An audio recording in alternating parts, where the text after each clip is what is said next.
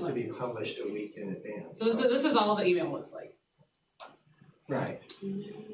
Oh, your name and Nikki's name aren't on it at all. Well, because that's what I searched. My search parameters might be off. You have to search by, No reply. yeah.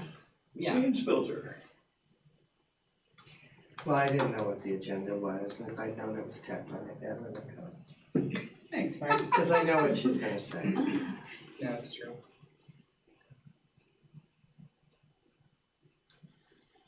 That's a nice slide, whoever created that. Hey, thanks. My PowerPoint skills are really impressive. Oh, you created it? Yeah, no, I'm just kidding. It's Oh, funny, once you get out of school, yours? you don't make them, I mean, I don't make them. You know what I wanted to Clients tell you or- last night was, Whenever I interview someone and they say, I'm pretty good with PowerPoint, I kind of want to be like, what have you done in Powerpoint since high school? But are you? Yeah, like, Thank you. Are you? Easy. Yeah, there's some pretty But- cool stuff, I mean, there's a lot of things up top that you Yeah, there are can do very now, and fancy I'm like, features. if I had more time, this would be really Yeah. awesome. But A no, lot of people just tell me that, I'm like, yeah, show me. yeah, right. Okay. All right, Constance, I think we're ready now.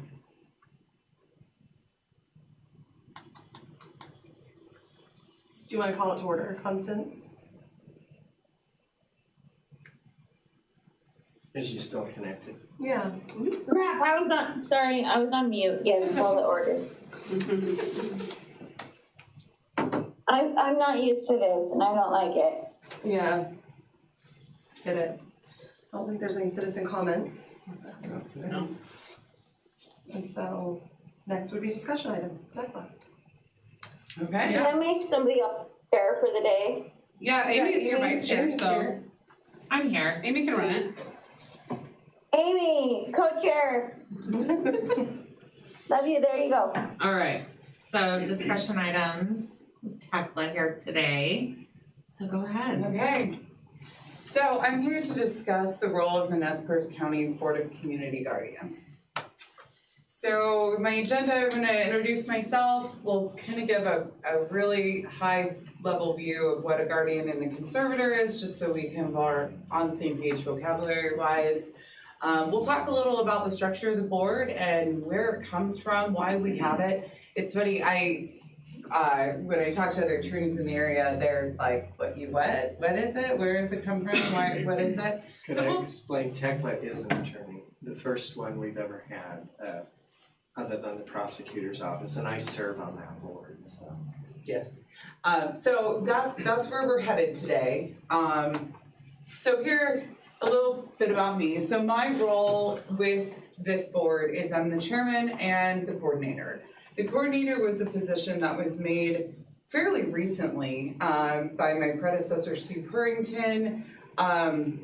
It is funded, albeit we'll get to that later, not enough is the answer. I am an attorney in private practice. I've been practicing for 12 years now. I graduated from Idaho in 2011. I'm licensed in both Idaho and Washington. My business, my practice is bankruptcy law. I love it. That's what I do. I'm a consumer debtors attorney. I've pretty much done that my entire career. With COVID, there was a significant slowdown of bankruptcy filings, as counterintuitive as that may be. So I'm not the type to sit around and not work. So I drifted into another area of practice, which was guardian ad litem work. And to get started, I was approached by Nancy Ceccarelli of Nez Perce County. She's a prosecutor there, to do some GAL work for the board. So that's how I met the board, got to know the board, and then Sue retired and I took on the role of coordinator. So it is important to know that I am not the attorney for the board. I am an attorney, but I switch hats when I'm dealing with board's matters. My office, to find me, I'm right here in Lewiston. I'm on Main Street. My website's up there, and I'm right across the street from Bojack's. Easy way to find me. An interesting way to describe it. So what is a guardianship and a conservatorship? And I'm sorry if this is a review, but there are two different paths in Idaho. Okay, so there's Title 15 and there's Title 66. So stop smirking at me, I'm Amy. not looking Okay. at you. I'll So, look at you. okay, so anyway, Title 15 is actually the probate code, and that's gonna be for your incapacitated adult. Your typical fact pattern may be a TBI that came on when they were 45, they fell off a roof. Maybe they are aging and they've got dementia. Maybe they've, and dementia comes in many different forms and different causes. However, that's where they are. And a typical fact pattern is whatever it is, it's not going to go away. It's chronic and it's probably progressive, but it's chronic. And it is interfering with the person's ability to do activities of daily life. Title 66 is going to relate to a developmentally disabled person. So that's going to be, and I'm sure you all are very familiar with the requirements, Amy especially, that is a chronic disability of a person that appears before age 22. The definition statutes go on to say a lot more, but anytime you're trying to figure out which box, or I mean, nobody fits in a real box here, but there are definitions set forth, and so this is a creature of code. So generally speaking, a guardianship, you can think of it as in Idaho, and states are a little bit different as far as the language that they use, but in Idaho, when we say guardianship, we're talking over the body, the person. So we're dealing on a practical level, we're dealing with physical health decisions, protecting their safety, that's a huge piece, and protecting their rights in both of those spaces. Conservatorship, however, is a little bit different. It is the position of managing the affairs and property of the person.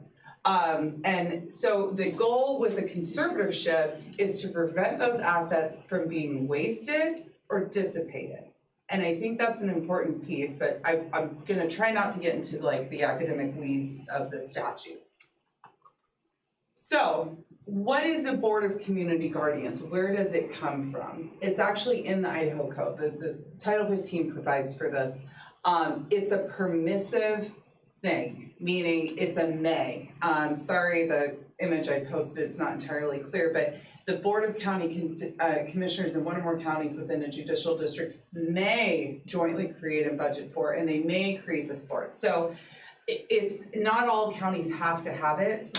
I feel like the work is absolutely essential, and I'll beat that drum forever. But it is a big may, and in fact, when I had my discussions with the county commissioners about this position and funding it, first a little, now more, the question is asked, well, why do we have this? Why don't, what are we doing here? Why are we funding this? So just things to remember, the BOCGs are permissive. They are generally not funded well, if at all. There's various, I didn't put this up there, but various levels of formality between the counties. I have not gotten in great touch with other counties' boards yet. I mean, I'm in loose touch, but I'm really interested in the Kootenai model, but I haven't quite had time to explore that yet. And then they're very politically vulnerable, and that's what I mean. There's always that question of, well, why are we doing this? Why are we paying you to do this? So what is it? So we have a board. Right now we have 9 members with very diverse backgrounds. We have bylaws, of course. The board members serve for staggered terms of 4 years, subject to renewal. The board members are appointed by the Nez Perce County Commissioners after an application process. We also answer to the county commissioners, and currently among the 3, we answer to Doug Havens. And I'm not quite sure, I guess we're organized like a committee under his watch. Doug will attend some of our meetings. That could change every year. Every January, the commissioners decide who liaisons to airport board and all the different boards, but he currently takes us. We meet the second Wednesday of every month in the first floor conference room of the Bramer building. They are public meetings. You are always welcome to join. We will kick you out when we start talking about our awards, however. And then legal counsel is provided through the Nez Perce County Prosecutor's Office. We also have an arm of, so we've got the board members and then we've got volunteers. So Amy's husband, Sean, and to some extent you, are volunteers of the board. So the volunteers serve in either like a supportive role, like in kind of an informal role, or they can actually be a little bit more formalized as a guardian. The pleadings typically name the Nez Perce County Board of Community Guardians as the actual legal guardian or conservator. And then there's a delegation of authority. Typically, I'll draw up like a 1 or 2 sentence letter saying that, on behalf of the VOCG, I am, Mark Havens is the guardian for Joe Bell. We currently have 5 volunteers. We are always open to more. The statutory requirements to be appointed as a guardian and or conservator must be met to be a volunteer. If you're gonna have direct interaction with one of our wards, and this is an area that is in development as well. It is currently required for sure, but I'm actually, and it's on one of my agenda items with the prosecutors to kind of tighten this up. I think everyone should be background checked. Everyone should have the training. We can't just willy-nilly, but then on the other hand, we risk losing some really powerful and awesome volunteers by creating too formal of a process, like the Brian Bagleys of the bunch, or, and so there's a Supreme Court training, it's free. It will prompt you to enter a code and you can just put like gibberish in it and it'll let you take the class. Not suggesting that, but just so you know, don't stop there, you can push through. And then a clear background check. So currently we do have wards. We have 11 permanent wards. The VOCG, which is about the norm, what may be a little light. We had 1 die recently, and then The norm for our history. yeah, I'm talking about per capita. But it has, Like just for our recent history. yeah, Yeah, I think we've been as high as 14, but in comparison to other counties, we're taking a much higher Yeah. per capita caseload than, from what I've heard, almost any county in Idaho. But this is a serious issue for this county. and so the VOCG serves as a permanent guardian for all 11 and as a guardian and conservator for 9. So let me step back. We're guardians for everybody. I said that in a really weird way. We're also conservator for 9 of them. 2 of them are without assets to manage, therefore there's no conservatorship. So you're either a G, a C, or a GC. And we're mostly GCs. Everyone's a G. Some of them just don't have the C next to their name. 9 of them were brought under Title 15 incapacity and 2 were under Title 66 developmental disability, but they're all adults. Okay, so here's the process so maybe you're thinking of someone in the community that needs our assistance or needs a guardianship. And the pressure sources for guardianship, it's kind of picking up, like St. Joe's is a good example. They will get someone in there, a Jane Doe, or maybe someone on the 5th floor, and they need to make some medical decisions, or they need to place outside, they want their bed back, they need to place, but there's nobody in that person's life to make that decision. Let's use them as the referral source on this. So the caseworker at the hospital will contact me, call, text, email. I love it when they give me the heads up it's coming and they give me kind of this background history. And then a referral application, they all should have it by now, but needless to say, I have a saved file on my phone. I can zip it to you, text, email, whatever. I really insist that the application be complete. That is just so important. We've spent time developing it. Every piece of information we ask for is required. It's important for a different reason.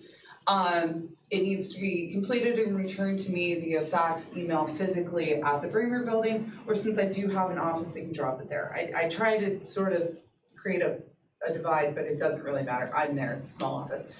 I then review the application for completeness and follow up with questions or request any missing information. When it comes from a member of the public who's not like a professional, social worker, etc., typically there are pieces missing. And that's okay, I get that. I deal with that on my practice all the time, but I need it to be complete. I need to understand what the assets look like. I need to understand the diagnosis. I need to understand, just tell me about this person. I then run a few basic kind of the Googler searches of, you know, what's going on with this person. I'll jump on iCourt to see if I can find any major criminal history. What's going on, what background, you know, I would never say that I'm doing like full-blown detective work, but I'm trying to fully understand and appreciate the scope of who this person is. And then sometimes I'll go visit the candidate if they're local and lay eyes on them and understand who we're dealing with, what we're dealing with. And then I'll place the referral, regardless of really completion, on the next BOCG monthly agenda. I take the position that I'm not going to gatekeep. If I get a referral, I'm going to mention it to the board. Some of them, like last night, we had a meeting and I said, you know, 2 of these are not right. They're not ready to be reviewed. One of them I'm going to tell you right now we shouldn't take. One may come back to us. She's going to go explore other resources. And so, you know, my thought is I can't gatekeep because these people clearly need help, but it doesn't mean that the board is the right person or entity to do it. Okay, so that's the process. So the referral application is available by request from the commissioner's office, by emailing me, calling me. Eventually, we will get it on the Board of County Commissioners website. I just did a screenshot of the first page. There are 3 pages, just full applications, please. A doctor's note is required. Will I accept a nurse practitioner's note? Sure, but you got to remember from a legal perspective, that doctor's note becomes an exhibit to the petition, because the process behind the curtain, after I take it to the board for a vote, and if there's a vote to accept, then it's a conversation between myself and the prosecutor. I try to really frankly spoon feed it to the prosecutor to get it through. You know, I mean, these are your pieces. Okay, we have a recent MD letter, you know, that is going to be substantial evidence of you know, permanent incapacity and interference with everyday life. Here, attach it there. You know, here's the nexus to Nez Perce County. That's huge pieces. We're going to get to that. Let's go to the next slide. Okay, so the factors the board considers. Okay, so we have an application that's completed. I'm presenting to the board. It's in their packet. What are we thinking? What are we talking about when we weigh a candidate? And nothing's really, I made this chart up. This is not official county material. This is just an organizational chart. And please don't get there was a little confusion there for a minute. No, I created this just because I did. No, but these are the questions we ask. Yeah, on so, the board, you know. like I did last night. Exactly. And this helps guide the conversations with the department.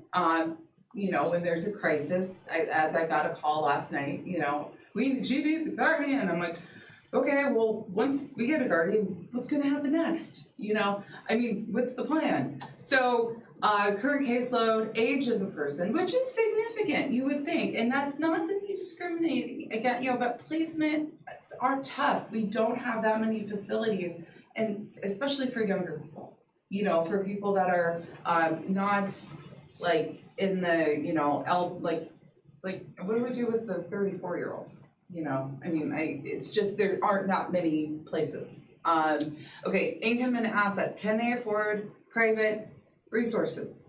Availability of friends and family to serve. It is a tremendous undertaking to be a guardian and a conservator for somebody. It is an enormous amount of responsibility. We do not take that lightly. And typically the friends and family are going to be in a better position to advocate for that person. They know them better. You know, we're spread pretty thin as a volunteer board with one coordinator. They have to have a true connection to Nez Perce County, not just that they're treated here and they've been on the same, you know, 5th floor for five weeks or something. That's an insufficient nexus. We need a connection. Criminal history. Occasionally we get referrals from public defenders or other court officers for people that are in custody, because jail is a terrible place to have mental illness, unfortunately. And that's not a slight against our jail team, they're great. But, you know, there's that problem. Okay, well, we've accepted wards that are in custody. That's not necessarily a barring factor, but if they've got a significant pattern of violence, like serious violence, I can't do it. I mean, we just don't have the capacity. I'm not gonna put a volunteer in harm's way. I don't wanna get hurt. I mean, these are factors that we will consider. In case you all don't know, although this gets repeated a lot, the Idaho Department of Corrections, in other words, the prison system, is the #1 provider of mental health services in the state of Idaho. There are lots of incarcerated people with mental illnesses, and because of lack of alternatives, they're out in public, they commit a crime, they end up in prison, and IDOC has to provide services. It's not a great situation. And then the diagnosis, what are we dealing with? How medically complex, is this something that we have the capacity to take on? Whether permanent placement is established or even identified, that's huge. The cases that, the referral sources that make it easy to accept are those that come and they've got, there's a fantastic nurse out at the tribe, and her name escapes me right now, but she sent me one referral and it was like a perfectly completed application, and a placement had been identified. It was just she needed a guardian, and that makes it an easy recommendation to the board. It's like, but that's huge. And then whether the BOCG will ultimately have to become the permanent guardian and conservator. Some of our cases, and these are unique, they're not very common, and we certainly don't advertise this service because it's so rare these set of facts exist. But we recently had a situation where there's an incapacitated adult male who had plenty of assets. He was a retired medical professional. He was in private pay at one of our Ralphs, and has no next of kin, literally not divorced, daughters are estranged. His DPOA, so his durable power of attorney, was given to a former work colleague friend who agreed back when the guy had all of his facilities or faculties and was like, yeah, I'll do it for you, no problem. I mean, we probably all had that conversation in our life, oh yeah, I'll be your power of attorney. Well, lo and behold, this guy declined suddenly and in a major way. So this friend, this non-family friend, was stuck trying to make decisions and run this person's rather complex set of assets without a conservatorship or guardianship. And he got through quite a ways, and then finally he had an end when he was dealing with military retirement benefits, needed a guardian and a conservatorship. Well, all the money was locked up for the war, for this incapacitated person, and so the question became,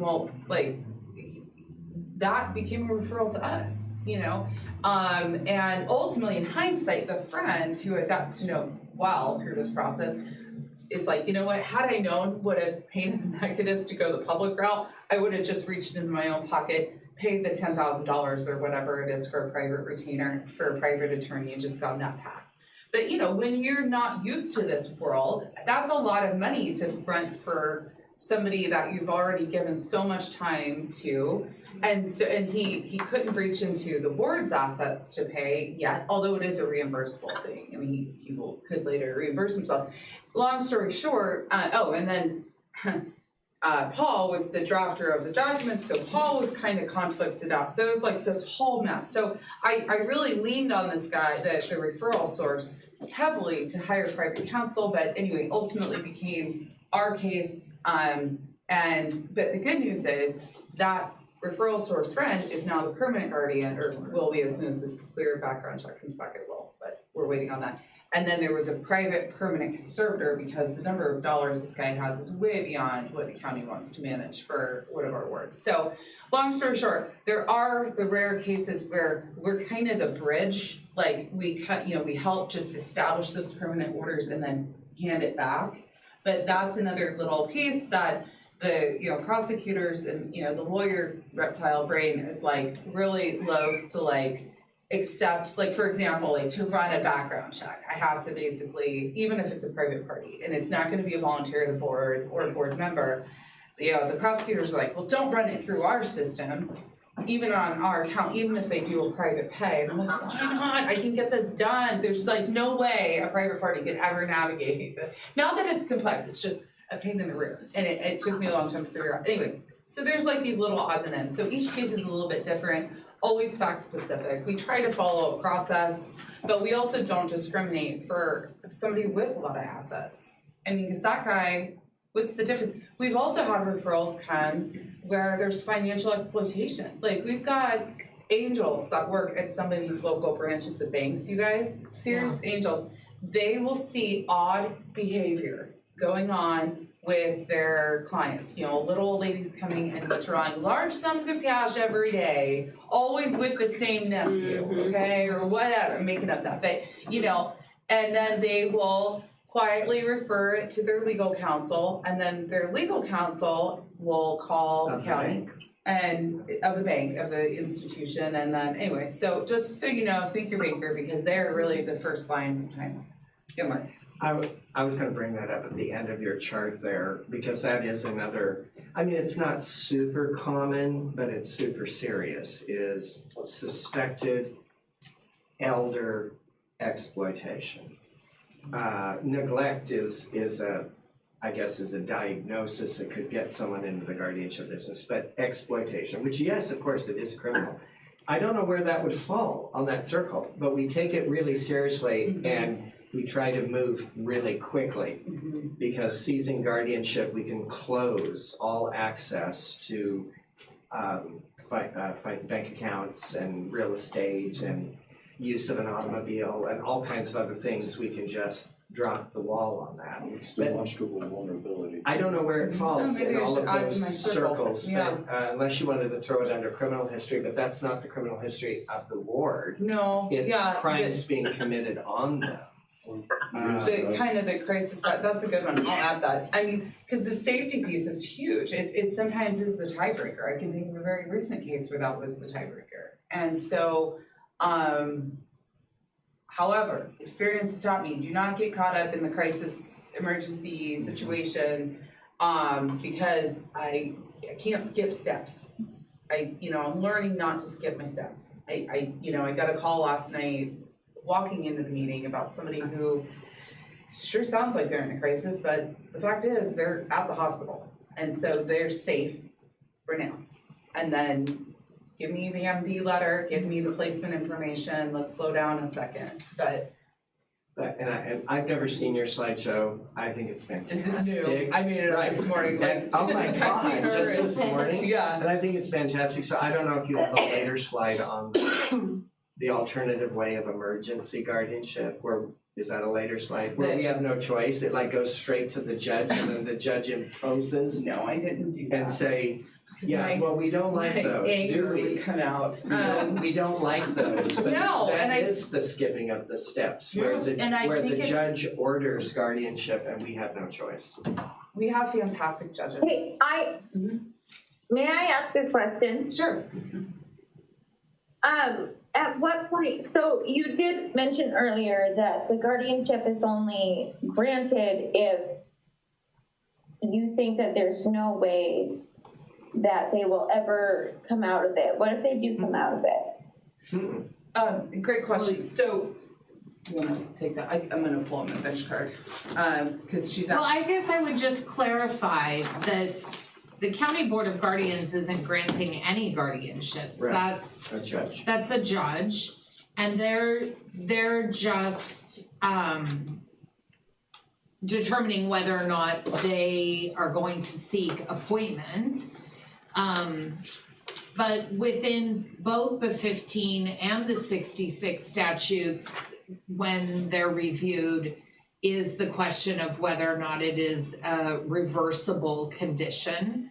And I think there's parameters under both statutes to ask for re-evaluations and term limited guardianship. So exactly, isn't that what the tool is attached to a visitor report? Like how much judicial monitoring is Yeah. required But- in each case? We take temporary. but under 5, under question 5 on the 54.4 and 54.5, it is about,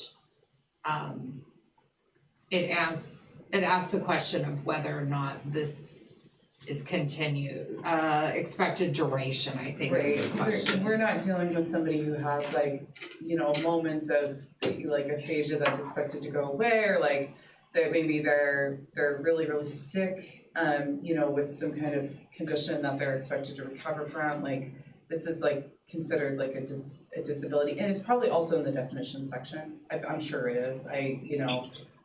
So is a judicial order within the scope of this reviewable? Absolutely. And so the way the procedure, so there's a lot of like procedural pieces to a guardianship action that are designed for due process and to kind of address that same concern. So anytime so I'm gonna switch hats. I'm gonna put on my private attorney hat real fast. So, okay, so when I represent in my typical, what I like to do in this space is actually represent the interests of the alleged incapacitated person. I don't prefer to do the petitioner side. That's Paul Burris' job.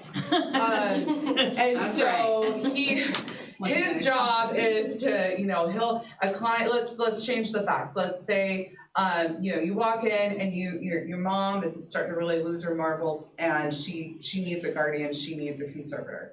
You're gonna go to somebody like Paul, or there's many other excellent attorneys in town, and you will then likely, assuming just the most simple set of facts, you will then become the petitioner, represented by your own counsel.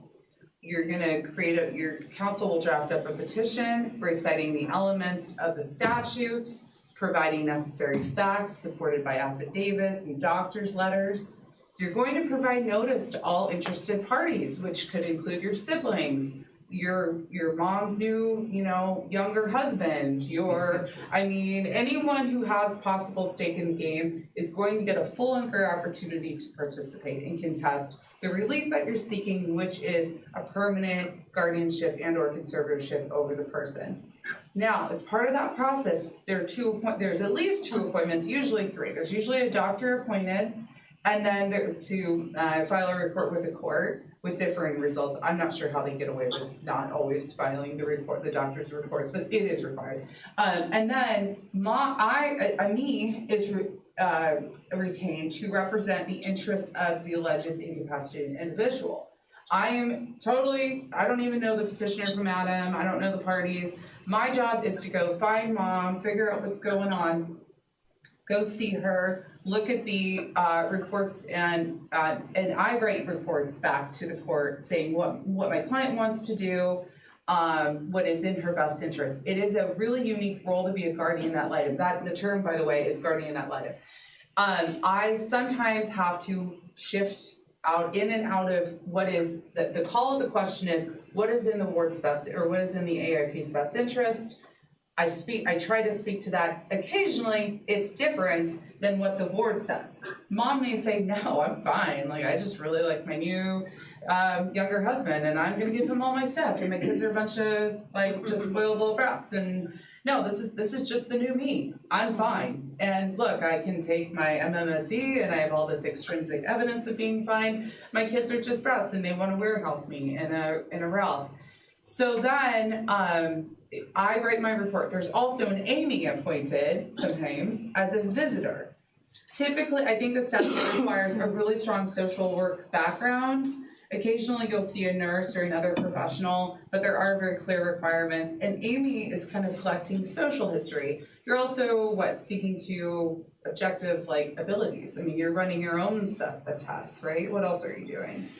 I usually do a mental status exam if they can complete one, usually looking at ADLs, a lot of safety assessing, so a lot of questions about, if the fire alarm goes off, or if you have a slip and fall, or, assessing safety, and then really having a conversation with the proposed protective person about their needs, their wants, and why they think that this is happening, and then going into financial resources, always with the caveat at the bottom that I am a licensed social worker, not a forensic accountant, because it's like you guys, it's hard, it's hard work.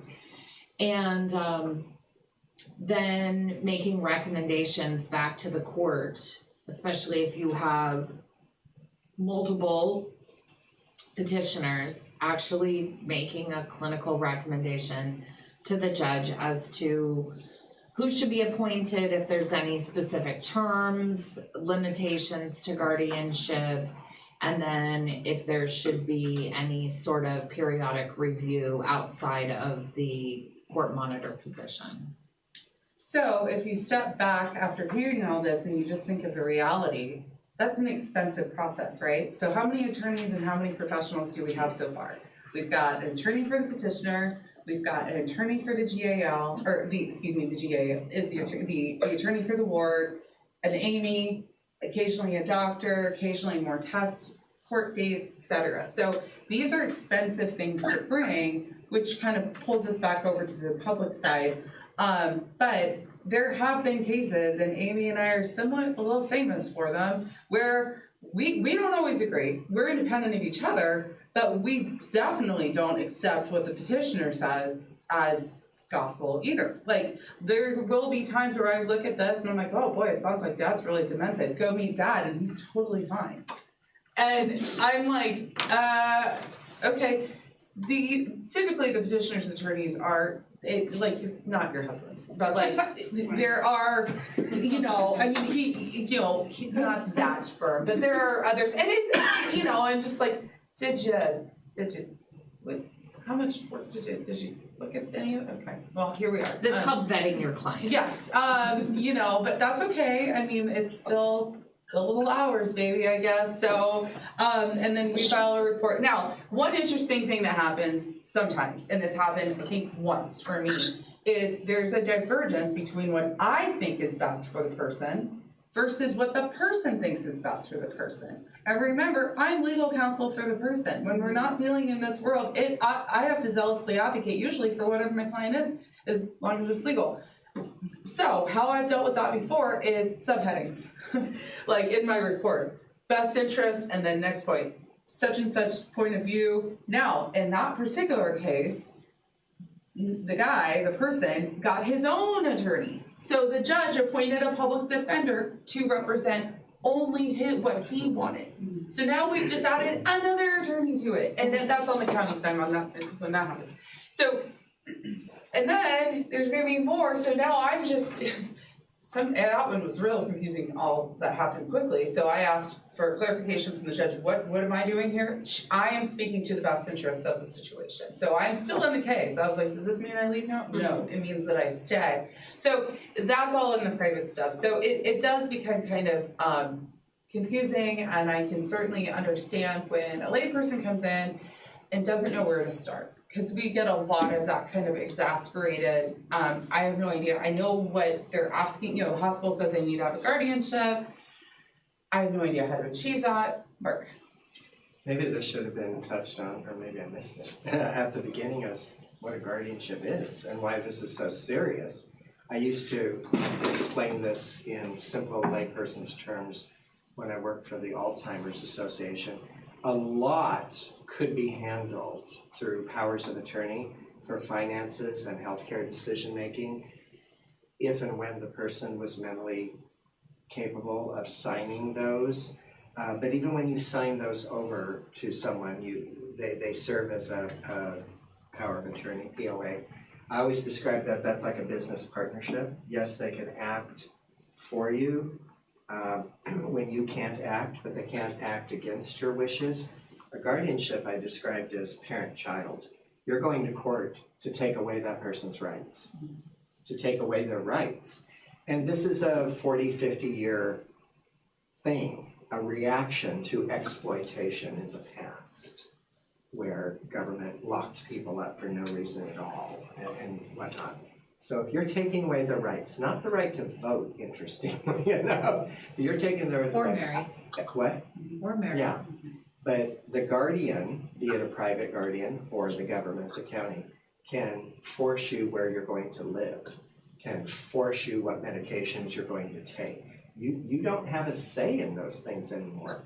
So the court takes that really seriously as to whether that person's rights will be taken away, because 50, 60, 80 years ago it was so abused. And so they take it really seriously, and that's why there's this lengthy process, and why sometimes, if the county thinks it's in the best interest of the person, that they take over guardianship, and the person doesn't want it, they get their own attorney, and it gets battled out in court. But it's not permanent, because it can always be reviewed, and it can always be ended, so. So we kind of just touched on this. There are alternatives to the board. You know, a private attorney is always the first line if that's really needed. And then for one thing that comes up with developmental disabilities, Amy is where I send them because frankly in Idaho, it's my understanding that there's a lot more resource. I mean, we could always have more, but there's better resources for the developmentally disabled folks and the incapacitated, you know, so if we had a referral a couple of months ago, where the applicant or the candidate would have arguably been developmentally disabled, and one of our board members is like, they really need to start with Amy and see if they qualify for services and supports under her in that area than what we could offer. It's just way better in terms of resources and. So I have a question, I don't Sure. know if there's an answer and I don't know if it's even gonna make sense, but if you have, let's say, an adult with a developmental disability who may benefit from services like that, but according to their own knowledge of their barriers, they don't have any, and so they are fine. Like in a situation like that, let's say you have a worried parent or somebody who is just like, I wanna help my son or my daughter or whatever because they're not making healthy decisions or whatever, I mean, that kind of gets a little bit challenging because they may want to go out and try to get some extra help, but if their person that they're trying to help is like, I'm good to go, that's a lot of stuff involved in trying to maybe help them figure out what can legally be done or not done to help the person that they care for. I don't even know if there was a question in there, but it's No, just it's a comment. What you're describing is like the right to be crazy. Yeah, and it's so very challenging. I mean, I tease that this is like It's the called right. reasonable risk. Yeah, the right. You know, Is that I right? had Sure. one of my favorite cases. This person was gravely disabled, definitely needed a guardian, but among the myriad of facts is she had a pet chicken that she kept in a car. She was homeless, had a pet chicken. And just the presence of the chicken, having a pet chicken and being unusual and quirky and eccentric, that alone, you know, it's Idaho, man. Like, you're allowed to, like, do crazy stuff, especially where she was. And, you know, and so, long story short, there's that, but it's a quantity thing. It's qualitative and quantitative. It's like, is it interfering with activities of daily living? Are they, you know, but yeah, it's kind of almost a cultural question too. You have to think like, well, like we have a ward right now who just totally does not like traditional, and by traditional I mean like normal medicine, like Western medicine. Western normal medicine. And so we were appointed long before this is coming, but right now she has like soaring blood pressure. And so to get her on blood pressure medication, something very straightforward to most of us, like we can fix this, take this pill, it will be fixed, has been, you know, there's that question of like how much agency do we give her over decisions related to her own health? Can she really analyze like that this will kill her, like 181/78, we need to get this down, you know, and so there's that. I mean, these are great, there's really not an answer. Right. It's Well, instant. essentially, we're kind of sidestepping some of our inalienable rights when we are taking those Absolutely. away. So it is a serious matter for sure. Yeah, and that's why I like this job, because I do feel like I get to be an advocate, and I try to guard that line of maintaining as much agency as possible. That is the statutory intent. You know, letting that person be who they are and not imposing my own value system. And it's not even me, it's the board really, but you know, We're all at yeah, so- everybody that involves it. Okay, Oh, I have a quick question. sure. So, I'm trying to figure out how to say this. So, say you have somebody that was granted guardianship because they needed it, an adult with developmental disabilities, and then their mental health was addressed and fixated. and she's no longer able to make the decisions that she wants to make. But she has a guardian. He has a guardian. So what's But, the I mean, it's question? down to, she wants to be buried and not cremated, for instance. Oh, Yeah, that one, And she's being told that she can't be buried because cremation is cheaper. okay, so on that But one, she's also at a point in her life where she can make her own decisions. She's not as unaware of her surroundings as she used to be. so resources wise may dictate the result here. And this is not anything the board handles, this is actually more a county issue. So this is what I would call a Nancy issue, Nancy being our prosecutor. So there is a public, it's my understanding there's a public burial fund. I'm not sure how it's administered or how it works exactly. I would suspect what you've been told is true. Cremation is less expensive. Burial is probably not an available option. And that's just nothing that the board does not have any kind of resources. No, that would fall under indigent care. Yeah, that's- the indigent fund of the county. Yeah, unfortunately. Now, if the board, Unfortunately. if the board has, let's say they belong to a church and the church members want to help with this, and there's another outside resource that can be for that. As a guardian, absolutely. I mean, we just had this same thing happen actually. There was we had a ward, he died, he was devoutly religious, and he wanted a certain funeral and burial, and his family paid for it. And that was that. And absolutely, there's board would never get in the way of that. We just don't have. Well, this person doesn't have family though. Or belong to a church? Nope. Yeah, that's a problem. She has a very specific resource, and that's it. But she wants to save up her money to be able to be buried instead of cremated, and she was told she could not. well, saving up money is complicated, and so that money would have to be saved up and then stored. Correctly, Correctly, we do pre-buy burial policies for our boards when they are over-resourced. That is a typical thing that we do. And so no, there's no, it would have to be done correctly, just as Amy says, you don't wanna create a resource problem, as far as eligibility, unfortunately. Save up money, they get kicked off So on their it payment. is 10 minutes before our meeting's over, so we probably need to wrap it up. I mean, Okay. I think most of we're us about could time. probably talk about this all day. A couple of resources, just freebies, if you wanna learn more, that's a link. Take the training, like I said, just enter and get through the, what is your code screen. Read the bench cards. Bench cards are on the Supreme Court website. They are pretty much the script that the judges follow when making their findings, and they're incredibly informative. When I'm writing a report, I have them in front of me. And then cruise through the free forms also through the Supreme Court website. Those are just the annual report forms, but that'll give you a sense and flavor of what we manage and what we're expected to do. Call to action, if you'd like to support us, you can volunteer for the board. You can lobby your county commissioners to increase board funding.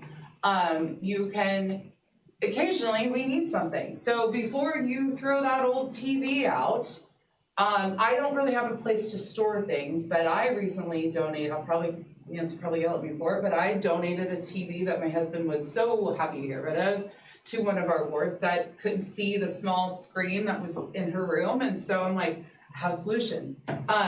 So, shoes, coats, clothing, etc. Space is limited. I don't want, it's not, and we know, I just learned about St. Vincent's de Paul and stuff for some things, but anyway, these people are typically indigent, or their funds are like completely locked up, or they're getting $30 a month, and so, anyway.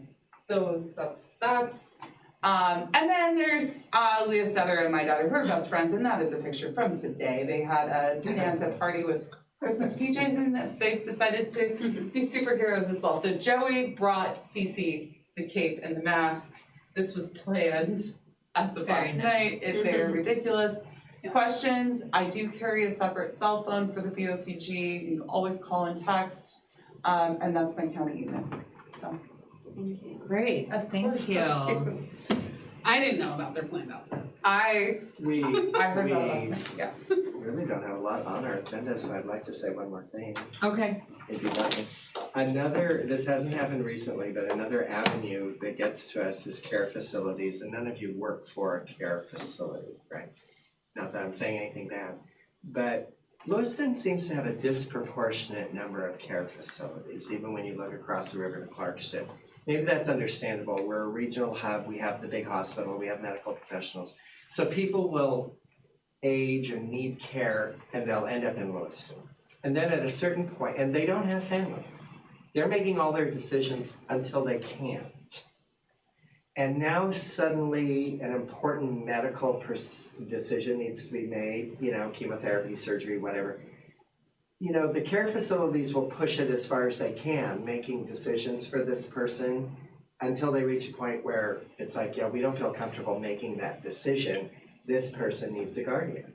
And the application comes from a care facility. As you said, they're already placed, as you call it. They're already housed, everything's fine. Money's being managed. We don't want to make those medical decisions. Someone else needs to. And ultimately, although in the time I've been on the board, this hasn't happened, where you get down to the point of who decides to pull the plug, something. That could happen. So. And the board would decide that? We're the guardians, yeah. Yeah. Whether to keep hopefully they have a post Or like form. a surgery. Hopefully they have a post form, but whether to keep them or put them on life-sustaining machines and And treatment. just remember on a 66, that is never have a totally, post. they never have a Full post. Yeah. Full code always. And also, just know from a policy standpoint, my goal is to bend over backwards to, again, preserve as much agency on the individual as possible. So we also have right now we have a lot of medication compliance issues where overrides and such. I really feel like, sugar's gonna win out over vinegar every day, I'll try to talk to the board, reason with the board. We have a med compliance issue on one, and then we have a behaviors problem, where they're about to get the boot, out of one of the care facilities. And so we're trying to reason with them. I mean, they're not babies. They're, it's like, do you like living here? Oh yeah. Well, stop hitting people. Yeah. It's, I have conversations. I mean, it's just, you will leave, everything will change, all your friends will not be there. And so, anyway, we try to avoid the big So we ones. have to move, because we have 4 minutes and now we have 3. So, all right, thank you.